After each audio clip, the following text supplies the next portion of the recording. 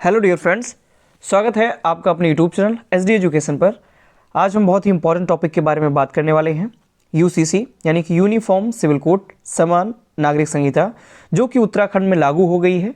और उत्तराखंड में लागू होते ही स्वतंत्र भारत में या स्वतंत्रता के बाद यूसीसी लागू करने वाला जो पहला राज्य है वो उत्तराखंड बन चुका है। तो हम अपने इस वीडियो में यूसीसी के बारे में जो भी जानकारी है उसके बारे में बात करेंगे, यानी कि यूसीसी क्या होता है, किस प्रकार से लागू होता है, लागू होने के बाद क्या कुछ बदलाव हो जाते हैं उस प्रॉपर स्थान पर जहां पर जिस राज्य में या जिस देश में ये यूसीसी लागू किया जाता है, या फिर कौन कौन से ऐसे देश हैं जहां पर अभी तक यूसीसी लागू है। इन सब के बारे में हम बात करेंगे और बात करेंगे कि संविधान में इसके बारे में क्या कुछ बातें कही गई हैं। इन सभी के बारे में फुल डिटेल से हम चर्चा करने वाले हैं। तो हाल ही फिलहाल में अभी उत्तराखंड में यूसीसी लागू कर दिया गया। जो वहाँ के मुख्यमंत्री हैं पुष्कर सिंह धामी जी, इन्होंने इसके बारे में बात करते हुए कहा और ये बताया कि यूसीसी जो कि अब उत्तराखंड में पूर्णतः लागू हो चुका है। तो ये वीडियो बहुत ही ज़्यादा इन्फॉर्मेटिव होने वाली है।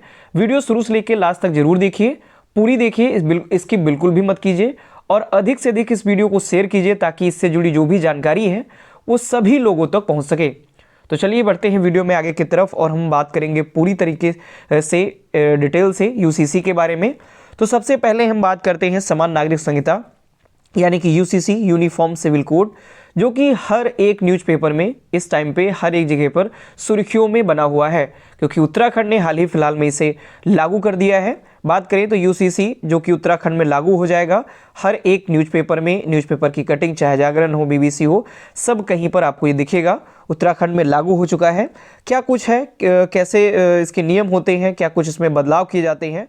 तो अगर हम बात करें तो पुष्कर सिंह धामी जी के द्वारा समान नागरिक संहिता का लोकार्पण किया गया। साथ ही साथ इसमें जो एक पोर्टल है उस पोर्टल की भी शुरुआत की गई और इस पोर्टल के माध्यम से जो भी जानकारियां हैं वो प्रोवाइड की जाएंगी। जो समान नागरिक संहिता है इसके बारे में फुल। तो अगर हम बात करें तो हाल ही में उत्तराखंड यूनिफॉर्म सिविल कोड यानी कि यूसीसी लागू करने वाला पहला राज्य बन गया है।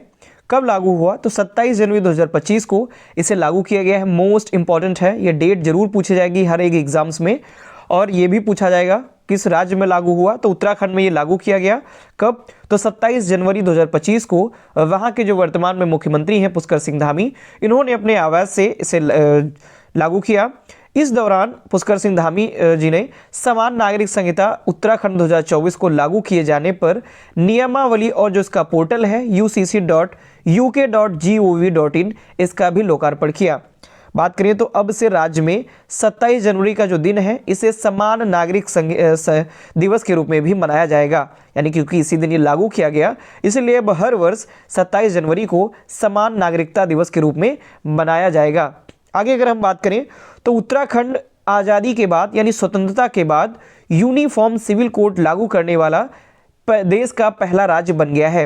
हालांकि अगर बात की जाए तो गोवा में इससे पहले से ही यूसीसी लागू है, लेकिन वहाँ इसे पुर्तगाली सिविल कोड के तहत लागू किया गया था, यानी कि जब गोवा पर पुर्तगालियों का अधिकार था उसी टाइम पर यूसीसी लागू कर दिया गया था, जो कि गोवा में 1867 से ही यूनिफॉर्म सिविल कोड या फिर कह सकते हैं गोवा सिविल कोड लागू है, टाइम से लागू है। तो इसीलिए इसे स्वतंत्र भारत का नहीं कहा जा सकता।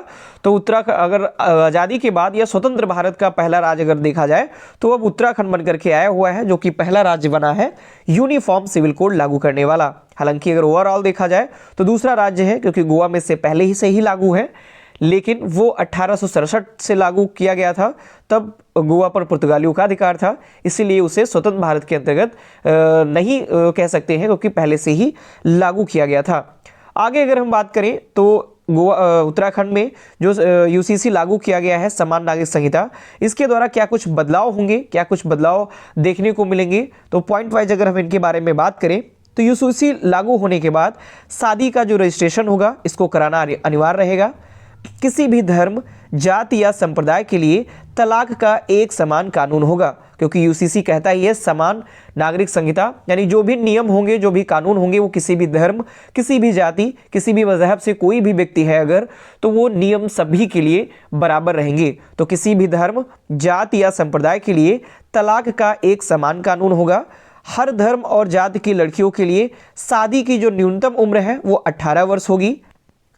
सभी धर्मों में बच्चा गोद लेने का अधिकार मिलेगा, दूसरे धर्म का बच्चा गोद नहीं ले सकेंगे। यानी ये नियम है कुछ, ये बदलाव किए जाएंगे यूसीसी के बाद, यानी यूसीसी जब लागू हो चुका है उत्तराखंड में, तो अब ये वहाँ पर जो बदलाव हैं ये देखने को मिलेंगे। और उत्तराखंड में हलाला और इज्जत जैसी जो प्रथा होंगी इनको बंद कर दिया जाएगा। आगे बात करते हैं और क्या कुछ बदलाव होंगे। तो एक पति और पत्नी के जीवित होने पर दूसरा विवाह करना पूरी तरीके से प्रतिबंध रहेगा। यानी कि अगर पति पत्नी है और अगर दोनों लोग जीवित हैं तो इस हाल में दूसरा विवाह नहीं कर सकते, इस पर भी प्रतिबंध लगाया गया है। जायदाद में लड़के और लड़कियों की बराबरी की हिस्सेदारी होगी। लिव इन रिलेशनशिप के लिए रजिस्ट्रेशन करवाना जरूरी रहेगा, यानी अगर लिव इन रिलेशनशिप में रह रहे हैं तो उनके लिए रजिस्ट्रेशन करवाना जरूरी रहेगा। लिव इन रिलेशनशिप वालों की जो उम्र है वो 18 और 21 साल से कम है तो माता पिता की सहमति लेनी होगी। साथ ही साथ जो लिव इन रिलेशनशिप से जो पैदा होने वाले बच्चे को शादीशुदा जोड़े के बच्चे की तरह ही अधिकार मिलेगा। और यूनिफॉर्म सिविल कोड जो वहाँ पर लागू किया गया है, तो फिलहाल जो वहाँ की शेड्यूल्ड ट्राइब्स हैं इनको इससे बाहर रखा गया है, यानी कि वहाँ जो जनजातियाँ हैं उनको इससे बाहर रखा गया है, वहाँ इनको लागू नहीं किया गया है। तो इस प्रकार से ये कुछ बदलाव देखने को मिलेंगे जब अब से, क्योंकि अब वहाँ पर यूसीसी यानी कि यूनिफॉर्म सिविल कोड समान नागरिक संहिता उत्तराखंड में अब लागू हो चुकी है। आगे अगर हम बात करें समान नागरिक संहिता के बारे में, आखिर होता क्या है समान नागरिक संहिता। तो समान नागरिक संहिता दरअसल एक देश एक कानून की विचारधारा है, यानी कह सकते हैं एक देश और एक ही कानून, यानी कि एक कानून है वो एक देश में, वो फिर चाहे किसी भी धर्म का व्यक्ति हो, किसी भी जाति से हो, किसी भी मजहब से हो, वो एक कानून ही सभी को फॉलो करना रहेगा। इसी को हम समान नागरिक संहिता के नाम से जानते हैं। अगर हम बात करें तो समान नागरिक संहिता को हमारे संविधान में राज्य के नीति निर्देशक सिद्धांतों के अनुच्छेद 44 के तहत परिभाषित किया गया है, यानी संविधान में भी इसका वर्णन किया गया है। बात करें तो भारत में रहने वाले हर नागरिक के लिए एक समान कानून होना, चाहे वह किसी भी जाति धर्म का क्यों ना हो। इसका अर्थ यह है कि एक निष्पक्ष कानून है जिसका किसी भी धर्म से कोई भी ताल्लुक नहीं है, यानी किसी भी धर्म से कोई भी ताल्लुक नहीं है, बल्कि एक कानून बनेगा जो कि हर धर्म के व्यक्तियों को मानना पड़ेगा। आगे अगर हम बात करें तो यूसीसी के अंतर्गत सभी धर्म और समुदायों के लिए एक ही कानून लागू किया जाना है। समान नागरिक संहिता यानी कि यूनिफॉर्म सिविल कोड में संपत्ति के अधिग्रहण और संचालन, विवाह, तलाक और गोद लेना आदि को लेकर सभी के लिए एक समान कानून बनाया जाना है, यानी कि इसके अंतर्गत इन सभी बातों के लिए एक समान ही कानून बनेगा और उन सभी कानून जो होंगे उनको सभी धर्म के लोगों को मानना रहेगा। बात करें समान जो नागरिक संहिता है इसका पालन कई देशों में हो रहा है प्रेजेंट टाइम। कौन कौन से ऐसे देश हैं तो बात करें तो इन देशों में पाकिस्तान, बांग्लादेश, मलेशिया, तुर्की, इंडोनेशिया, सूडान, मिस्र, अमेरिका, आयरलैंड आदि सभी देश शामिल हैं।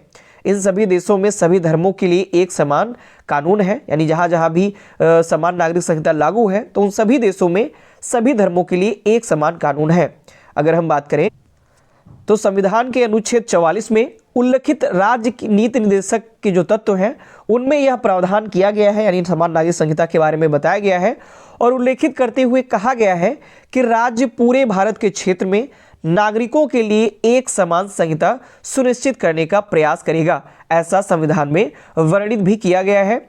आगे अगर हम बात करें यूसीसी जो लागू किया जाए तो इससे क्या कुछ लाभ हो सकते हैं, क्या कुछ लाभ होते हैं यूसीसी के समान नागरिक संहिता के। तो समान नागरिक संहिता सभी नागरिकों के बीच एक समान पहचान और अपनेपन की भावना पैदा करके राष्ट्रीय एकता एवं धर्मनिरपेक्षता को बढ़ावा देगी, क्योंकि एक समान कानून है तो सभी धर्म सभी जाति के लोगों को एक समानता के तौर पर ये देखता है यूसीसी, इसीलिए इसके द्वारा राष्ट्रीय एकता और धर्मनिरपेक्षता को बढ़ावा देने की बात की जाती है।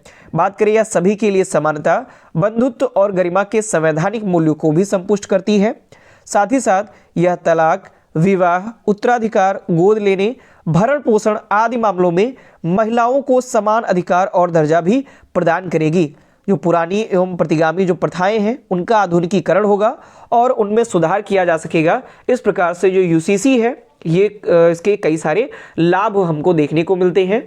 आगे बात करें अगर हम डिटेल में यूँ कह सकते हैं कि अगर हम कम शब्दों में थोड़ा जानने का प्रयास करें कि यूनिफॉर्म सिविल कोड क्या है, क्या तो यूनिफॉर्म सिविल कोड जो है ये आमतौर पर किसी भी देश यानी कि जो किसी भी देश के में दो तरह के कानून होते हैं, जिसमें से एक होता है क्रिमिनल कानून और दूसरा होता है सिविल कानून। यानी कोई भी देश हो तो किसी भी देश में प्रायः दो तरीके के जो कानून हैं वो हमको देखने को मिलते हैं, जिनमें से एक होता है क्रिमिनल कानून और दूसरा सिविल कानून होता है। अगर हम क्रिमिनल कानून के बारे में बात करें तो जैसे क्रिमिनल कानून में चोरी, लूट, मारपीट, हत्या जैसे जो आपराधिक मामलों की सुनवाई की जाती है, इसमें सभी धर्मों या समुदायों के लिए एक ही तरह के कोर्ट प्रोसेस और सजा का प्रावधान होता है। यानी कि इसमें जो सजा दी जाती है या कह सकते हैं जो कुछ भी प्रोसेस होती है, कोर्ट प्रोसेस हो, इस सभी का जो प्रोसेस रहता है, क्रियाएं जो रहती हैं, वो सभी धर्मों और समुदाय के लिए एक तरीके का ही प्रावधान होता है।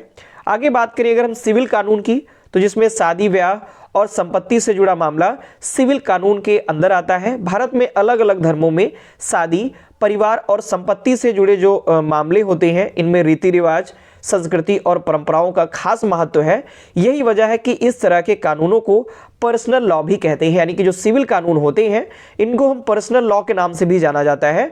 और इनमें होता क्या है कि जो धर्म होते हैं वो सभी धर्म अपने अपने रीति रिवाज के अनुसार इनको संचालित करते हैं, इसीलिए इनको पर्सनल लॉ भी कहते हैं, क्योंकि ये पर्सनल होते हैं किसी भी धर्म या समुदाय से रिलेटेड। जैसे कि अगर बात करें तो मुस्लिमों में शादी और संपत्ति का जो बंटवारा है वो मुस्लिम के पर्सनल लॉ के जरिए होता है।